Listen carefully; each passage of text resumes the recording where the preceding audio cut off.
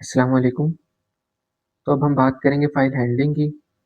तो file handling का मतलब होता है फ़ाइल्स को रीड राइट करना पाइथन के थ्रू। आप टेक्स्ट फ़ाइल को ओपन कर सकते हैं। पाइथन ओपन, रीड, राइट जैसे फ़ंक्शन देता है। जब आपको डाटा परमानेंटली सेव करना हो तब फ़ाइल हैंडलिंग यूज़ होती है। हम फ़ाइल हैंडलिंग क्यों यूज़ करते हैं? हम फ़ाइल हैंडलिंग क्यों यूज़ करते हैं? ताकि प्रोग्राम जो है वो बंद होने के बाद भी डाटा सेव रखें। नोट, लॉग्स, फ़ाइल सेटिंग या कोई भी टेक्स्ट को रीड कर सकें। पाइथन के थ्रू ऑटोमेटिकली नई फाइल बनाएं। तो बेसिकली 4 तरह के मोड होते हैं। Read mode, right mode, append mode और क्रिएट मोड। बाकी जो मोड हैं वो इसी से ही बनते हैं, मगर हम जो है वो इन्हीं 4 तरह की एग्जांपल को समझेंगे। रीड प्लस राइट मोड और राइट प्लस रीड मोड के बारे में भी बताऊंगा। राइट प्लस रीड मोड की भी एग्जांपल को समझेंगे। बाकी जितने भी मोड हैं वो इन्हीं मोड से बनते हैं, जैसे read plus right mode, right plus read mode. सबसे पहले हम राइट की एग्जांपल को समझेंगे। तो राइट जो होती है वो फाइल में टेक्स्ट लिखती है। अगर फाइल जो है वो एग्जिस्ट नहीं करती तो पाइथन जो है वो नई फाइल बना देता है राइट मोड के थ्रू। मगर अगर जो फाइल है पहले से एग्जिस्ट करती है तो वो उस डाटा को रिप्लेस कर देता है नई फाइल के साथ। फॉर एग्जांपल, अगर मैं यहाँ पे लिखता हूँ फाइल और उसको असाइन करता हूँ ओपन, उसके अंदर लिखता हूँ येलो डॉट पाई, येलो डॉट पाई। उसके बाद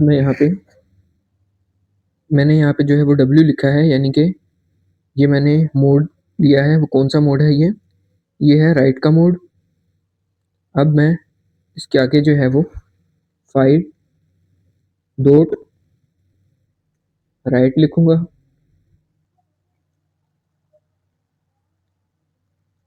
कम टू लाहौर।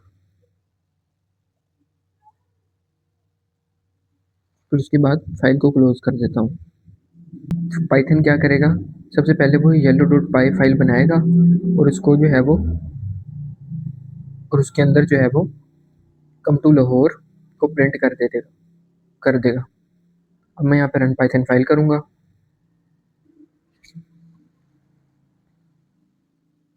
जैसे ही मैंने रन पाइथन फाइल किया, उसने जो है वो यहाँ पे येलो डॉट पाई फाइल बना दी। अब इसके अंदर उसने जो है वो कम टू लाहौर लिखा होगा। मैं इस फाइल के अंदर जाता हूँ, इसने जो है वो यहाँ पे कम टू लाहौर प्रिंट करके दे दिया। अब अगर अब ये फाइल जो है वो पहले से ही बनी हुई है। अब अगर मैं अब यहाँ पे कम टू लाहौर की जगह कुछ और लिखता हूँ, मिसाल के तौर पे मैं यहाँ पे लिखता हूँ yellow is the colour of sunshine. अगर अब मैं इस पाइथन फाइल को रन करता हूँ तो वो क्या करेगा? जो पहले से डाटा इसके अंदर लिखा हुआ था उसको रिप्लेस कर देगा किस डाटा के साथ? जो मैंने अब डाटा लिखा है, यानी कि yellow is the colour of sunshine, इसके साथ रिप्लेस कर देगा। अब मैं येलो डॉट पाई फाइल के अंदर जाता हूँ, उसने जो है वो यहाँ पे yellow is the colour of sunshine इसको प्रिंट कर दिया।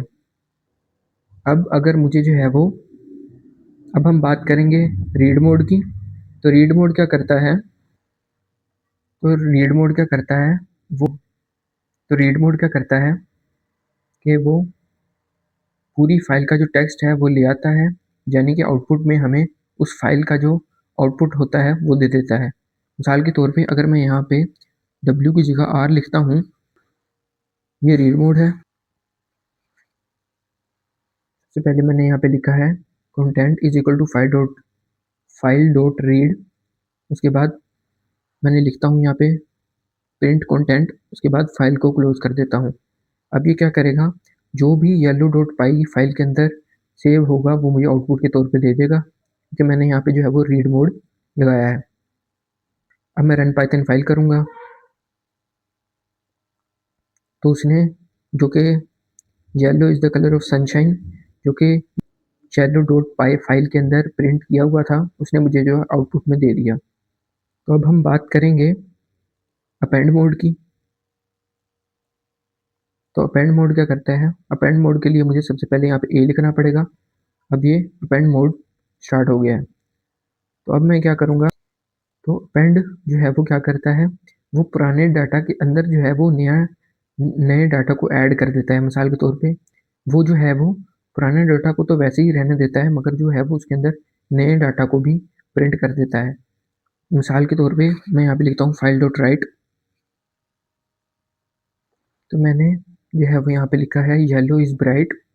अब जो है वो ये येलो डॉट पाई फाइल के अंदर इसको भी राइट कर देगा। अब मैं जब फाइल डॉट क्लोज कर देता हूँ, अब जब मैं पाइथन फाइल को रन करूँगा तो वो क्या करेगा, वो येलो डॉट पाई जो कि इसने लिखा हुआ है yellow is the colour of sunshine, इसके आगे क्या ऐड कर देगा, वो ऐड कर देगा येलो इज ब्राइट। तो मैं यहाँ पे रन पाइथन फाइल करता हूँ, तो अब उसने क्या किया, अब मैं दोबारा येलो डॉट पाई फाइल के अंदर जाता हूँ, तो उसने जो है वो येलो इज ब्राइट इसको भी यहाँ पर प्रिंट कर दिया। अब हम एक नई फाइल बनाएंगे। अगर अब हम क्रिएट मोड की बात करेंगे, तो क्रिएट मोड क्या करता है, जो है वो नई फाइल बनाता है। अगर वो फाइल पहले से ही बनी हुई होगी तो पाइथन जो है वो मुझे एरर दे देगा। मिसाल के तौर पे मैं यहाँ पे येलो डॉट पाई लिखता हूँ और उसके सामने एक्स लगाता हूँ। एक्स जो है वो क्रिएट मोड को ऑन करता है। तो मैंने क्या किया है, यहाँ पे येलो डॉट पाई फाइल लिख दी जो कि पहले से ही एग्जिस्ट करती है, और मैंने उसको कहा है कि वो जो है वो येलो डॉट पाई फाइल को क्रिएट करे और उसके अंदर क्या लिखे, व्हाट अ ब्यूटीफुल डे, और फाइल को क्लोज कर दिया। अब मैं जब रन पाइथन फाइल करूँगा तो वो मुझे एरर दे देगा, क्योंकि ये फाइल जो है वो पहले से ही बनी हुई है। तो उसने जो है वो मुझे एरर दे दिया। उसने मुझे एरर क्यों दिया, क्योंकि ये फाइल जो है वो पहले से ही बनी हुई है, एग्जिस्ट करती है। अगर अब मैं इस येलो डॉट पाई फाइल की जगह कोई नई फाइल बनाता हूँ, मिसाल के तौर पे मैं यहाँ पे ब्लू डॉट पाई लिखता हूँ, तो अब वो क्या करेगा, अब वो एक नई फाइल बना देगा जिसके अंदर वो क्या लिखेगा, व्हाट अ ब्यूटीफुल डे। अब मैं यहाँ पे रन पाइथन फाइल करता हूँ, तो उसने जो है वो यहाँ पे ब्लू डॉट पाई फाइल बना दी जिसके अंदर उसने क्या लिखा हुआ है, व्हाट अ ब्यूटीफुल डे। तो ये है क्रिएट मोड की एग्जांपल।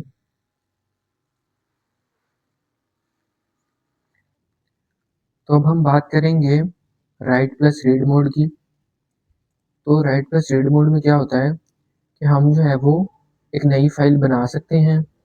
अगर पहले से फाइल नहीं बनी हुई तो हम एक नई फाइल बना भी सकते हैं और उसको at the same time read भी कर सकते हैं। तो ये एफ डॉट सीक का क्या मतलब है, एफ डॉट सीक का मतलब है कि हम जो है वो जो कर्सर है वो स्टार्ट में आ जाए और उसको रीड भी कर दे। यानी कि अगर मैं जैसे ही रन पाइथन फाइल करूंगा तो वो जो है वो सबसे पहले टेस्ट डॉट पाई की एक फाइल बनाएगा और उसको इसके अंदर जो है वो राइट कर देगा, क्या चीज़ राइट कर देगा, हेलो साल, और उसके अलावा उसको रीड भी कर देगा, यानी कि आउटपुट में भी हमें वो जो है वो प्रिंट भी करके दे देगा। तो अब मैं रन पाइथन फाइल करता हूँ,